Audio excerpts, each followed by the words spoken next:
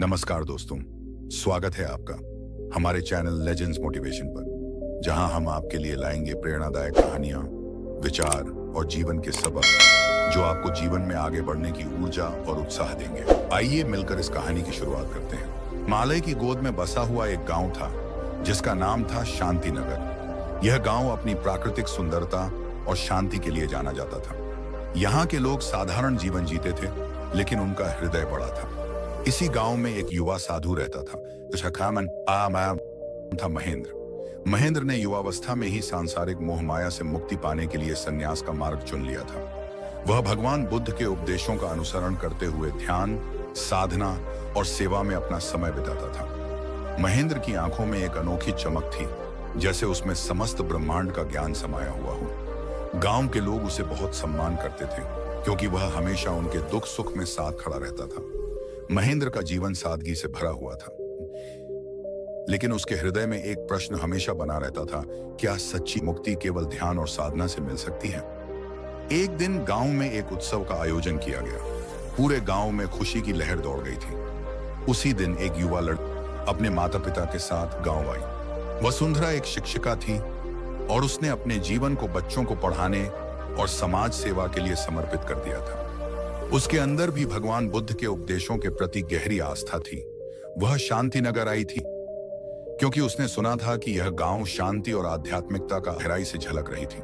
वह जानता था कि यह कोई साधारण स्त्री नहीं है। वसुंधरा भी महेंद्र को देखकर आकर्षित हो गई थी। उसकी साधारण वेशभूषा, उसकी गहरी आंखें और उसकी सरल मुस्कान ने वसुंधरा को प्रभावित किया। वसुंधरा ने महेंद्र से बातचीत करने का निर्णय किया। उसने उससे पूछा, महेंद्र, क्या सच में मन की शांति और सच्ची मुक्ति केवल ध्यान और साधना से मिलती है? महेंद्र ने मुस्कुराते हुए उत्तर दिया, प्रश्न गहरा है वसुंधरा।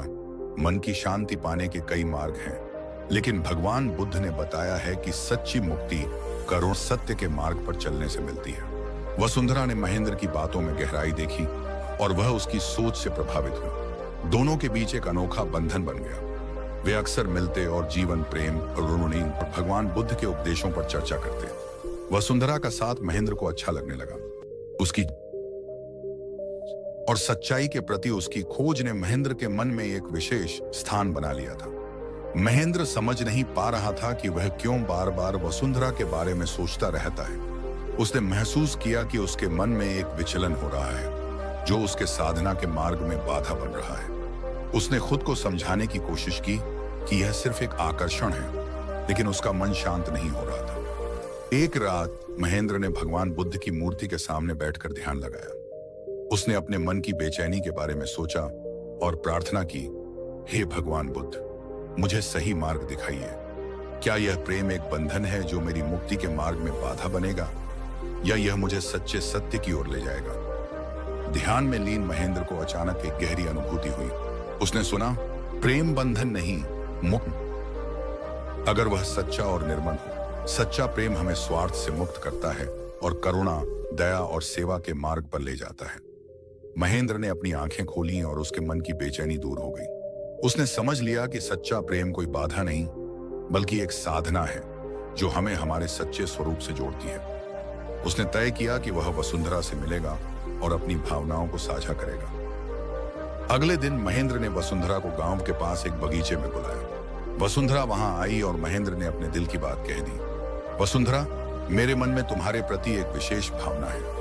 मैंने इसे बहुत सोचने और समझने की कोशिश की है। मुझे समझ आया है कि सहना बल की मुक्ति का साधन हो सकता है। मैं चाहता हूं कि हम इस प्रेम को भगवान बुद्ध की शिक्षाओं के मार्ग पर चलकर साधना बनाएं। वसुंधरा ने महेंद्र की बातों को ध्यान से सुना। उसने कहा, महेंद्र, मैं भी तुम्हारे प्रति विशेष भावनाएं महसूस करती हूँ, लेकिन मैं यह भी जानती हूँ कि सच्चे प्रेम का अर्थ त्याग, सेवा और करुणा है। यदि हमारा प्रेम हमें हमारे सच्चे मार्ग से दूर नहीं करता, तो यह प्रेम ही हमारा साधना बन सकता है। महेंद्र और वसुंधरा ने तय किया कि वे अपने प्रेम को सेवा और साधना के रूप में अपनाएंगे।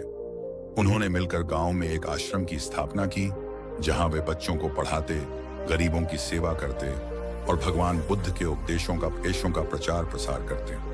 महेंद्र और वसुंधरा ने अपने प्रेम को साधना का एक माध्यम बना लिया। वे जानते थे कि प्रेम का मार्ग कठिनाइयों से भरा हुआ है, लेकिन वे एक दूसरे के साथ मिलकर उन कठिनाइयों का सामना करने के लिए तैयार थे। उनका प्रेम सच्चा और निस्वार्थ था।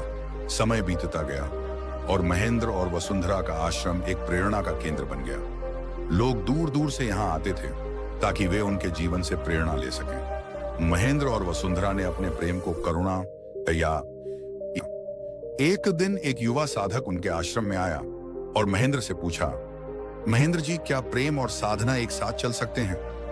महेंद्र ने मुस्कुराते हुए उत्तर दिया, हाँ, प्रेम और साधना एक ही सिक्के के दो पहलू हैं। सच्चा प्रेम हमें हमारी आत्मा की ओर ले जाता है और साधना हमें हमारे सच्चे प्रेम का अनुभव करने में मदद करती है। जब प्रेम में स्वार्थ नहीं होता तो वह साधना बन जाता है। वसुंधरा ने भी उस युवा साधक से कहा, जब हम अपने प्रेम को सेवा और करुणा का माध्यम बनाते हैं तो वह प्रेम हमें बंधन में नहीं में ले जाता है। प्रेम वही है जो हमें हमारे भीतर के भगवान से मिलाता है। इस प्रकार महेंद्र और वसुंधरा का प्रेम गांव के लोगों के लिए प्रेरणा बन गया। उन्होंने दिखाया कि सच्चा प्रेम वही है जो हमें हमारे वास्तविक सत्य से जोड़ता है, हमारी आत्मा को उन्नत करता है और हमें हमारी सच्ची प्रकृति की ओर ले जाता है। महेंद्र और वसुंधरा ने जीवन भर एक दूसरे के साथ मिलकर सेवा और साधना की और अपने प्रेम को भगवान बुद्ध की शिक्षाओं का एक जीता जागता उदाहरण बना दिया। उनका जीवन सच्चे प्रेम और मुक्ति की यात्रा का प्रतीक बन गया।